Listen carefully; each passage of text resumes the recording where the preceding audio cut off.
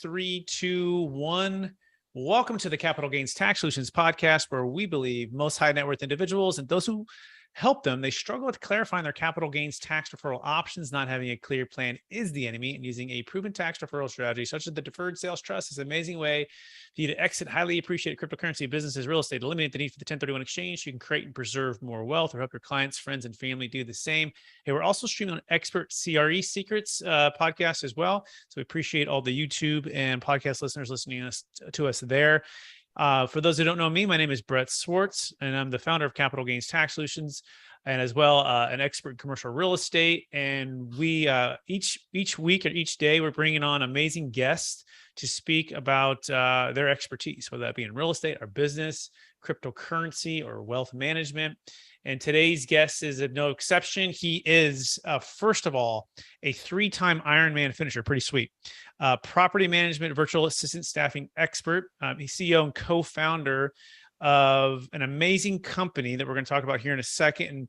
But really the biggest thing we're going to be focusing on is how to turn your business around from chaos to clarity, and how to level up, delegate, and how to fulfill your mission with your business by bringing on amazing staff. Please welcome to the show with me, Pete Neubig. Pete, how you doing? Brett, man, thanks for having me on. I'm really excited for this. Absolutely. And for our listeners getting to know you for the first time, would you give us a little more about your story and your current focus? Yeah. So I'm originally from New York, moved to Texas, Houston, Texas, back in 1995 for a job opportunity. I was an IT guy for about 25 years. I started buying properties in the early 2000s, and I bought so many properties that I didn't know how to manage them. So I looked for a management company, found out that there really weren't too many. I thought I actually created a new space for single family property management, started my own firm, realized there was a lot of individuals that are actually doing that, joined a group called NARPM, National Association of Residential Property Managers. There's a group for everything out there these days. Ended up building my business from, we call it units, doors, from 0 single family homes to over 1,000. I went to 3 markets, and then I sold my business. And like we talked in the green room, could have used your assistance about 3 years ago. And we could talk a little bit more about, what happened after I sold as far as tax implications, if you like. Absolutely. We'll geek out about some tax stuff. New York and Taxifornia and New York are some of the hardest hit ones. We'll talk about that. It's a little teaser there for the future of the show. But before we go there, Pete, I want to take one other step back. I believe we've all been given certain gifts in this life, and these gifts have been given to us to be a blessing and help to others. Some people call them strengths, some people call them superpowers. So I want you to go back to your earlier days. Maybe it's high school, maybe it's college. What are the 1 or 2 gifts that you believe you were given, and how does that help how you help and bless people today? Yeah. So my gift is not super sexy. I am a process king. I can flow chart almost anything, and I love processes and systems. And I have the unique ability to take over the whiteboard, drill down a process, and able to take out all the extra stuff and automate and make it super simple and streamlined. As a matter of fact, for those of you watching, I literally have a process king. Somebody gave me, I can't see it. Too bad. But somebody actually made me a process king plaque. So I am the self-proclaimed process king. That's my unique ability. Excellent. And that's exactly why we want to have you on the show. And that's exactly what we're talking about this topic right now. Turn your business around from chaos to clarity. So we're going to dive into Pete's expertise here. So Pete, what's the number one secret to turning around your business from chaos to clarity? Yeah. So Brett, I looked at like a lot of your listeners, their brokerages, their insurance agencies. There's a lot of people owning small to mid-sized business. And the number one key really is team, right? Without the right team, you're not going to be able to step away from your business. And so a couple of steps real quick on that is, if you do not have core values, you do not have culture. You do have core values and culture. It's just that your team and it's not yours. So core values and culture need to be pushed down, not bubbled up, so to speak. Once you know your core values, you can hire the right person in your organization. But then the next challenge is, if you don't have job roles well-defined, like for example, early on, my job role was answer phones, all other duties assigned by management. That's a terrible job role. And I don't know what the personality type is to fit that job role.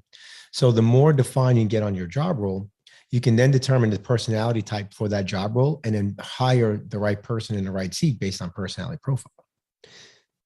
The last piece to hiring a great team is each job role in your organization should have a key performance indicator or a KPI. And each job role should have 1 to 3 KPIs. And this is how they're rolling in the right direction. So how do you know that how do they know they're doing a good job if there's no scorecard, right? Back when I took Little League or when we played sports, they used to do this thing where they kept score. Not sure they do that these days, but we keep score, and the scorecard tells you if you're winning or losing. If you know clearly what that job role should be doing to be successful, and you know all the requirements to do that job role, and you have the right personality and the right person, then you're going to be pretty successful. So that's kind of the first line of defense. The next line, let me go through that real fast. So the number one secret is the team. It is all about the team. And the key part of that is having core values and a culture that is led from leadership top down. Yep. And the second part of that is getting job roles clearly defined. Yep. And the next part of that is of those job roles, clearly defining the key performance indicators, probably 1, 2, or 3, and actually keeping score. Is that a fair summary so far, Pete? Yeah, so far. And the last piece of that is hire based on personality. So you hire based on your core values, but put them in the right seat based on personality. There's a lot of different personality profile exams out there, or tests, if you will. I like DISC. It's super simple. And, if you want to Google DISC, you can learn a little bit about it. And so hire the right person, put them in the right seat, make sure they know what they're doing, keep score. That's the first line of defense of getting the right team in play. Okay, that makes sense. By the way, keeping score, I wonder if that might be one of the ones that are a little more either challenging and or maybe not as defined for some of our listeners, right? Maybe I could definitely say that for ours, right? Because we do try to do the things that you're talking about, but that keeping score part, what have you found the best secret to keeping score is? So it's kind of trial and error, unfortunately, Brett, right? So if you're not really sure what the job role is supposed to do, it's hard to keep score. So I just actually gave a presentation on this in Vegas a couple of weeks ago, a whole thing on key performance indicators. So I'll try to make it super quick based on our time. So the main thing is let's say, for example, you need somebody, we do maintenance coordination and property management. That's an easy one, right? And at the end of the day, the job has to get done, right? The work order has to be completed. But there are about 15 steps that need to be done from when a resident puts in a work order till it gets completed. Now, what happens is a lot of people will try to create a key performance indicator for every one of those steps, and that's too much. So the goal is try to create key performance indicators based on what it is that you want the solution to be, or do if you're on a deserted island, if I look at that job role and I see these 1 or 2 or 3 KPIs and they're all green, meaning they're good, I know that job is working well. And so the next question is, you have to easily be able to obtain that, right? You can't just pull a KPI out of the air. You actually have to obtain it, meaning I have to have reporting that I can justify it. So for example, I want to know how, the percentage of work orders that are open over so many days. We know after 15 days, we start getting BBB complaints. We start getting real estate commission complaints. We start getting negative reviews online. And so we want to complete everything within 15 days.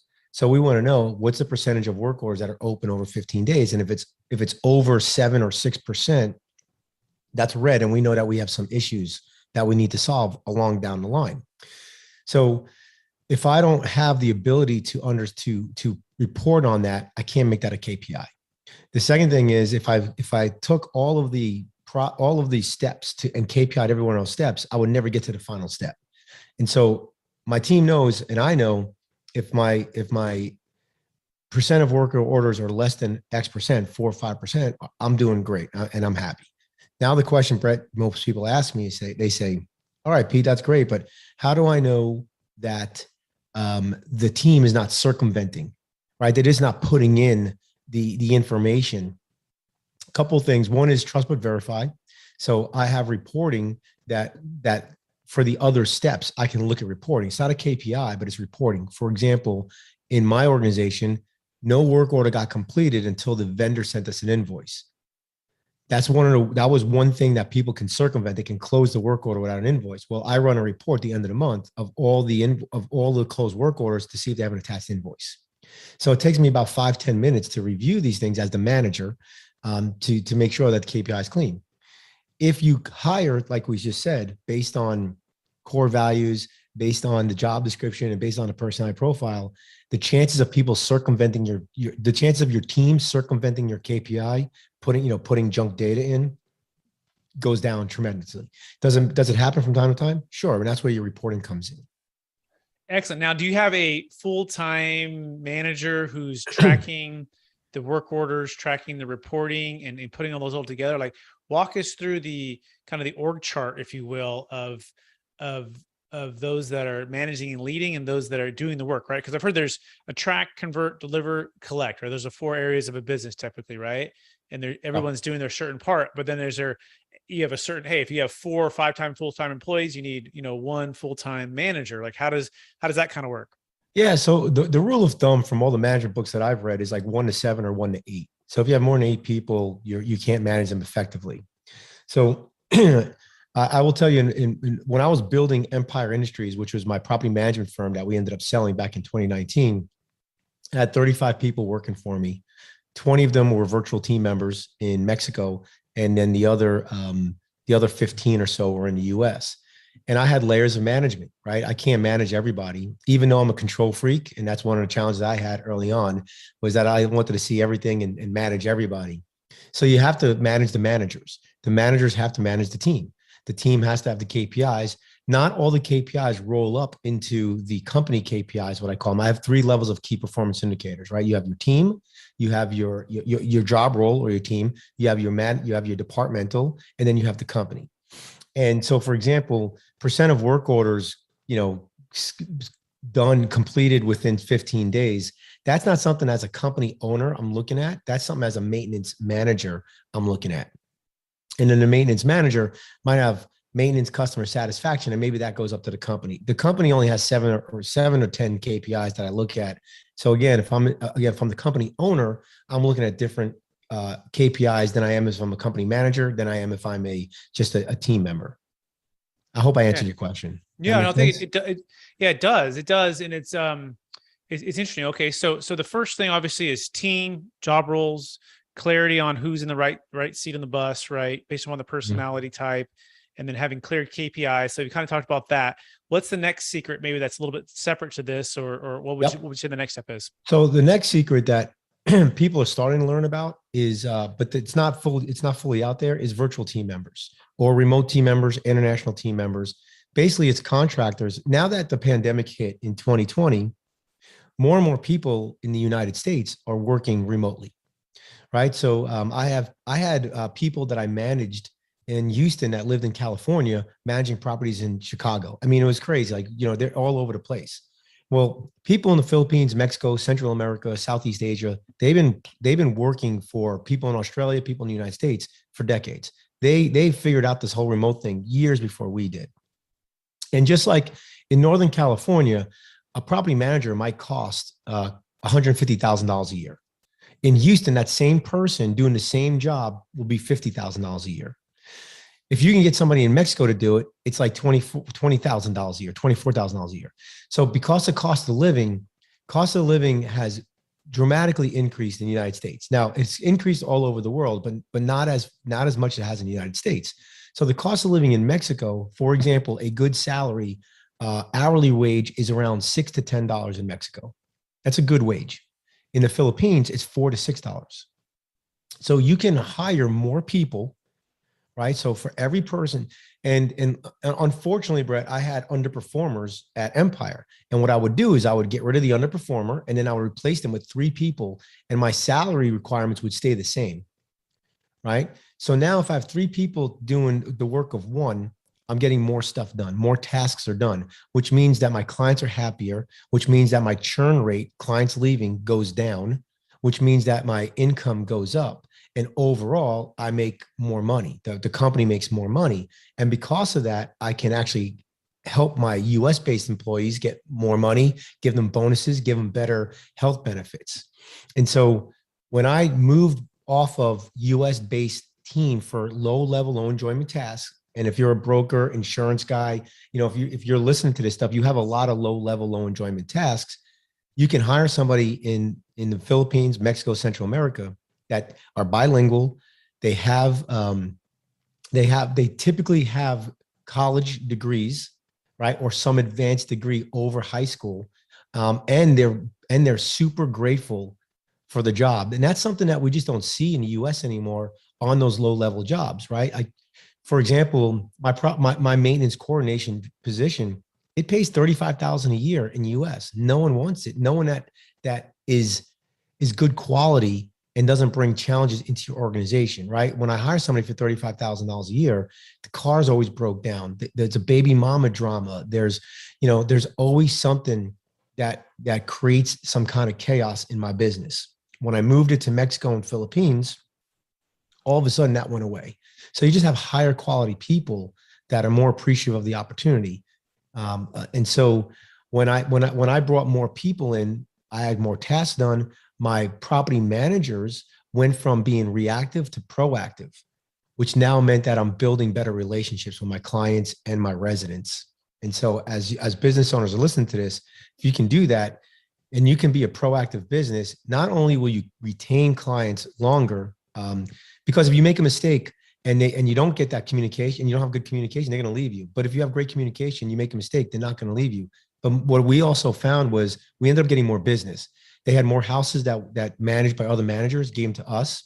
They have other investors that they hang out with, right? Birds of a feather flock together, we got more referrals. A lot of them didn't know that we bought and sold property because we were brokers as well. We were brokerages and had realtors. And so we started getting more business. So not only did I reduce my overall price per team member or my cost per team member, but I also increased my retention and I also increased my revenue, which Excellent. made me, which I went from like single digit profitability to over 20% profitability. Like it's amazing. 23%. So virtual assistants overseas, Mexico, Philippines, main two, and just realizing that some of these lower level, lower enjoyment type of tasks that other people are very grateful for, and it's good, great money for them, right?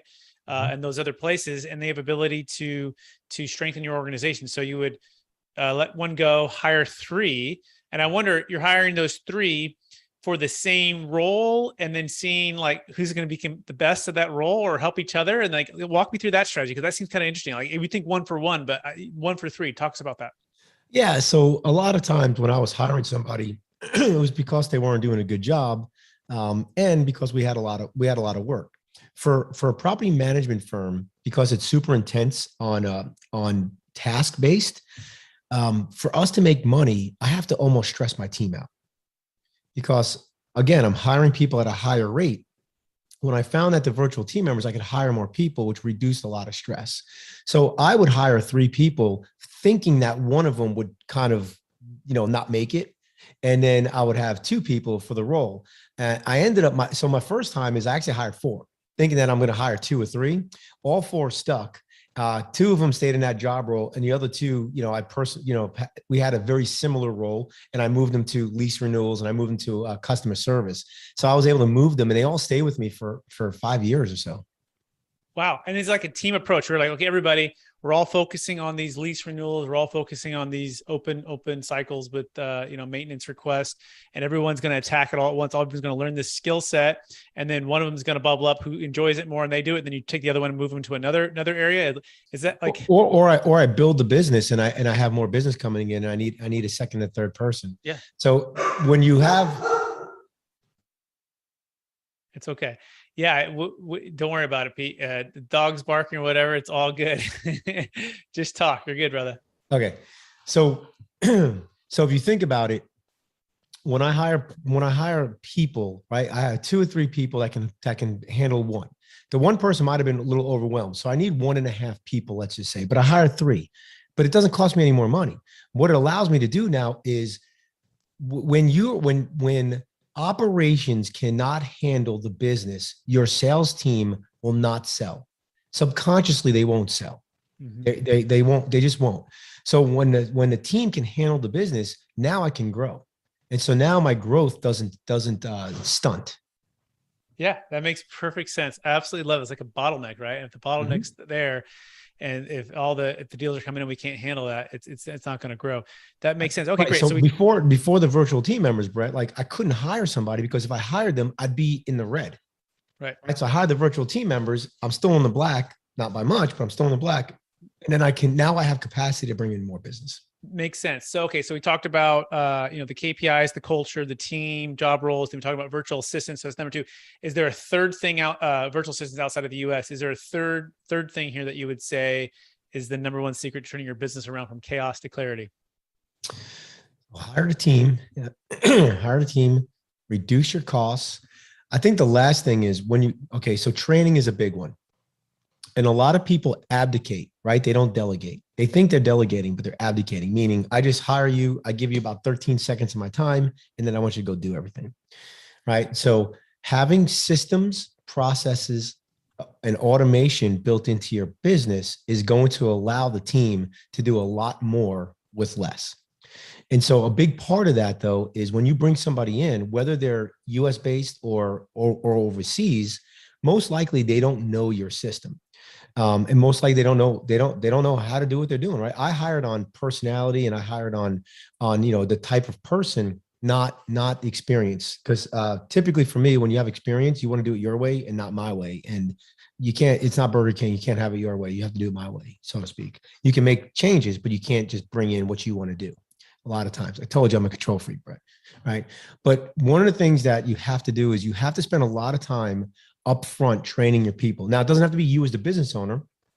You could have a training department. You could have the manager do it, but you have to spend time training that person. And one of the things that I learned early on is you train them through Zoom, you record the Zoom, whether they're in the States or not. I found out this to be better because both people are at their computers, right? So you can go do things together. You record the Zoom, you train them for an hour, maybe an hour and a half. After an hour and a half, people's brains shut off. They can't think anymore.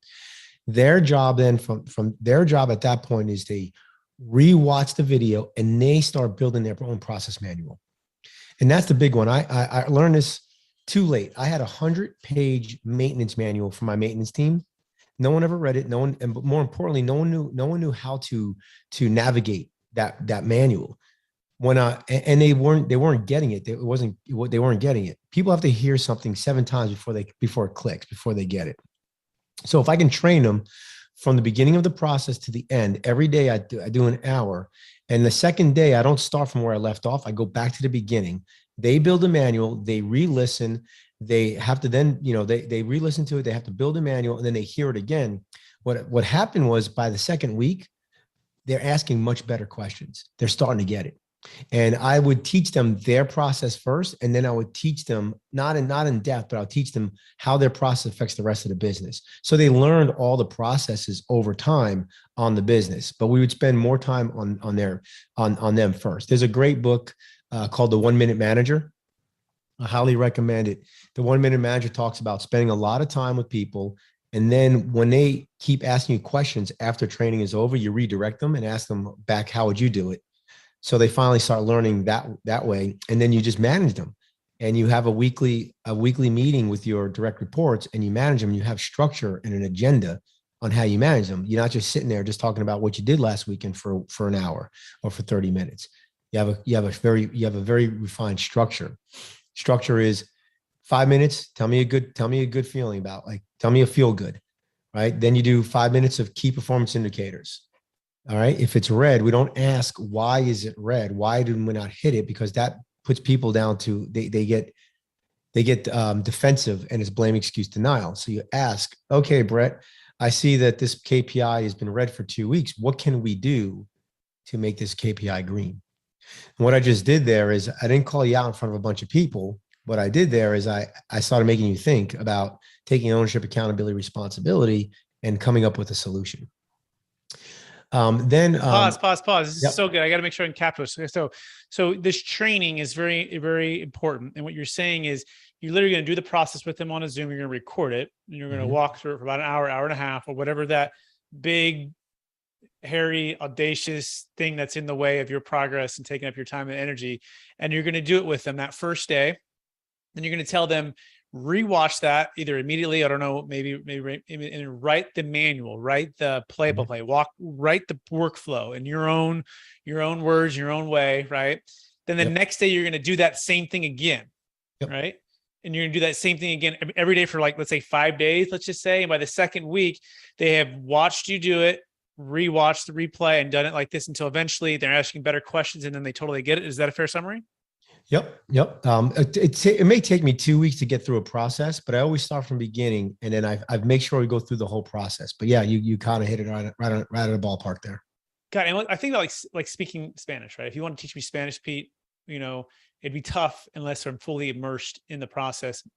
And you're starting from the basics. So I think where I've got it wrong, and I have some virtual assistants, right, where we'll teach and we'll train, but we're not necessarily starting from the beginning all over again.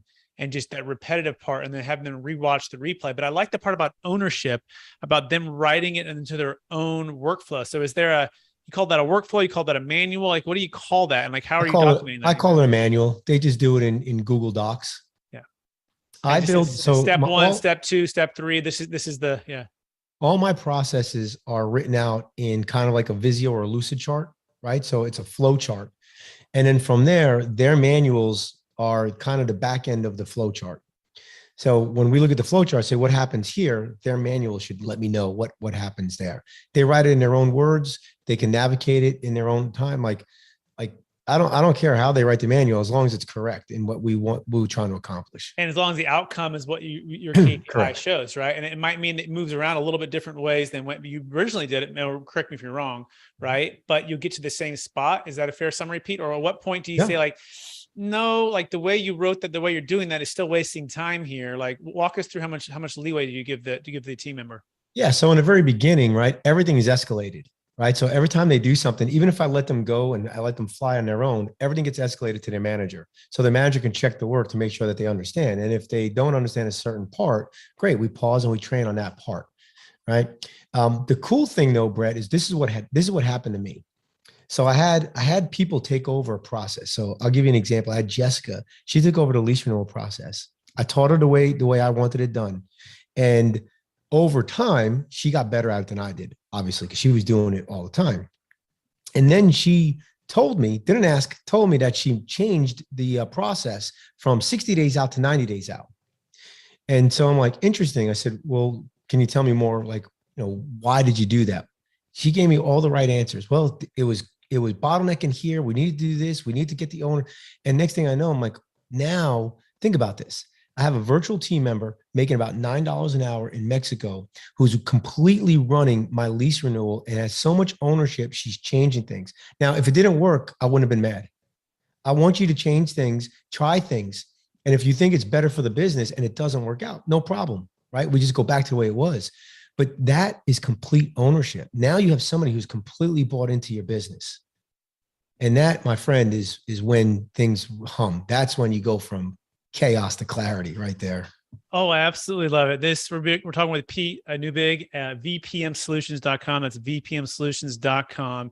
You got to check out his website. It's incredible. And it's talking about how a virtual assistant, executive assistant can help you, your property management company can help you as an appointment setter, can help you in your leasing assistant. And so you've niche focused into the property management aspects. So people who own apartments or managing apartments or managing single family homes. Is it also extended to like commercial investment leasing or we'll talk about that a little bit? If you're an investor that owns a bunch of homes and you think you need a little bit of help, it helps with that. We focus on property management because we have some training videos that are free for the virtual team members to take and get certified on. But think of anything that's back office. If you're an insurance company and you need some accounting work or bookkeeping or marketing or SEO optimization or customer facing, answer phones, all of that works. The reason why we're more focused on property management, because that's my background. So I'm able to build job descriptions for you. I'm able to build training for you. So we have all that for free on our website, which makes things a little bit easier. Yeah, I think that's amazing. You got some of the training, you got some of the turnkey, and then you got a chance to find maybe source some of the talent, right? Is that what you're saying? You're going to find and source we have talent? over 15,000 people. If you scroll up here, right there, you have over 15,500 assistants waiting to take your business to the next level. Excellent. And so, yeah, and someone could come in and create an account, find the person that they're looking for, and then click and hire them. And that gets paid, however it Yeah. gets paid. Yeah. So the way it works is it's free for the company to use. So let's say, Brett, you wanted to hire a virtual team member to do some marketing for you. Yeah. You can create a free profile. You can search the 15,000 people. You can post a job. You can, we have a talent match that'll match your job with people on our platform. You can then reach out to them, schedule interviews, and you hire somebody. Mhm. When you hire somebody, you negotiate directly with them what the pay is. Mhm. This is key, because when you have placement companies, they tell you how much you're going to pay, and then they pay them a much smaller fee. So by going through our platform, it's called direct pay. So you're direct paying them, and if you negotiate $10 an hour, they're going to make $10 an hour minus 10%, which is how I make money. Mhm. We don't charge you, in this case, any money. There's a small processing fee that's passed on through you, but there are no platform fees. So no monthly fees, no fees to do anything. Amazing. VPMsolutions.com. I can tell you, I have some virtual assistants and it's literally changed my life. Like I'm talking about traveling with my family, being able to do more deals, help more clients, all of the things that Pete is saying. You've got to get virtual assistants. You got to get it going right now. Don't wait. Cost of quality talent can be very expensive. And if you want to scale, even if you have great talent, like there's a mix between US based and virtual based. I highly encourage you to check it out. That's what we have. And it's worked wonders. That being said, Pete, we ready to transition? We did promise we're going to talk and geek out a little bit about tax. You ready to go? Let's do it. All right. So Pete, I'm in Taxifornia, right? And like a lot of people struggle with capital gains tax when they go to sell these highly appreciated businesses or commercial real estate or the 1031 exchanges. And I'm curious for you, Pete, like what have you found to be the biggest frustration when it comes to the 1031 exchange and or exiting like a business? You mentioned you exited a business and you had huge capital gains tax. Talk to us about those frustrations. Yeah, so I could talk a lot about the frustration of selling a business that you put all your blood, sweat, and tears in, don't get a paycheck for many years, and you finally build it to a sellable asset. And for us, we sold, I'll give you kind of roundabout numbers. We sold for around $4.5 million, which I know is not a lot of money, but for me it was. It's like so I got about 50% of that, and we got a 3-year payout. And I was very fortunate. I have a CPA that kind of connected me with people, but you just don't realize that how much tax you have to pay. And then you don't know the vehicles that you can utilize to protect yourself. So luckily I had a guy very similar to you, Brett, that was able to kind of guide me through it. But he's more defensive. So for example, we did a lot of opportunity zones. I don't know if that's a strategy that you recommend, but we did a lot of opportunity zones. And then there's a formula that you have to use that you can't just put all your money in opportunity zones, right? You have to put only a percentage. And then there was this other thing I had to do. It was kind of a tax credit. I had to spend $95,000 to save some wetlands project. And because I did that, I got like 10-1 or something like that on my tax savings. So everything I did was really defense based. My business partner, what he did is he went offense based. And he had a different financial advisor, and they said, well, screw it. We're going to pay the taxes, but we're going to invest the money that we're going to make more money than if you pay taxes, which I think is a little risky because nothing is guaranteed in life. So I kind of like the defensive thing. But unfortunately, luckily, if it wasn't for my CPA, I would have no idea like about any of this stuff. Absolutely. Yeah. And by the way, that's so important to mention. Right? You want to have a team, you have a dream team. And you want to have a strategy that's going to solve your challenge. And certain people have different strategies and different outcomes. Part of what we specialize in a thing called a deferred sales trust, where I like to say you can have your cake and eat it too. You can not only defer the tax, but you can also go back into other business ventures, other commercial real estate deals. Also, you can put it into the stock market and grow your wealth. You can be riskier with some, you can be less riskier with others. In other words, you can have liquidity, you can have diversification. And it's not a Delaware statutory trust for those that are listening, getting confused with the Delaware 1031. It's a deferred sales trust, and it works for crypto, business, real estate, primary homes. It can save a failing 1031 exchange. If anyone wants to learn more about this, you can go to capitalgainstaxsolutions.com. You can download our free ebook, and it'll teach you the basics of how to implement this strategy. That being said, we're running out of time. Mr. Pete, are you ready for the lightning round? I sure am. Just one thing. If you are thinking about selling your business, go see Brett and his team first, because like you need to know what to do prior to actually selling the business. Yeah, thank you for saying that. Yeah, because he doesn't have to be set up prior to. Appreciate the plug Mhm. there. So that being said, here's the lightning round. So Pete, if you could go back to your 25-year-old self, what's the one golden nugget you'd make sure to tell yourself to do? Become an entrepreneur earlier. Question number 2, what's the number one book you've recommended or given the most in the past year? Traction. Question number 3, what are you most curious about right now? Most curious about how my business is going to grow over the next 12 months because I'm not pulling a paycheck yet. Question number 4, what's the number one leadership quote or theme that you strive to live by? Do what you're saying, or lead by example. I think lead by example. Excellent. Last question. After all your success, selling the business you've helped or sold and helping the people you've helped, how do you stay focused on your core values, and how do you stay encouraged to charge forward to reach new goals? Man, that's a really good one. I think for me, I just started another business. I don't know if I'll ever retire. So by starting a business, it kind of forces me to recreate and relook at my core values. Typically, my personal core values are imprinted on the business in some capacity. My leadership team will kind of help with that, but that's kind of it. And then I just love I love helping people. And I think by when you're a business owner, the people you employ, like Product Management was great for us because I employed a lot of people in many different countries.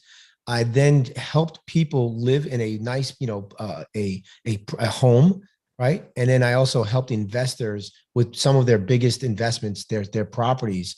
So it was like a triple win for me.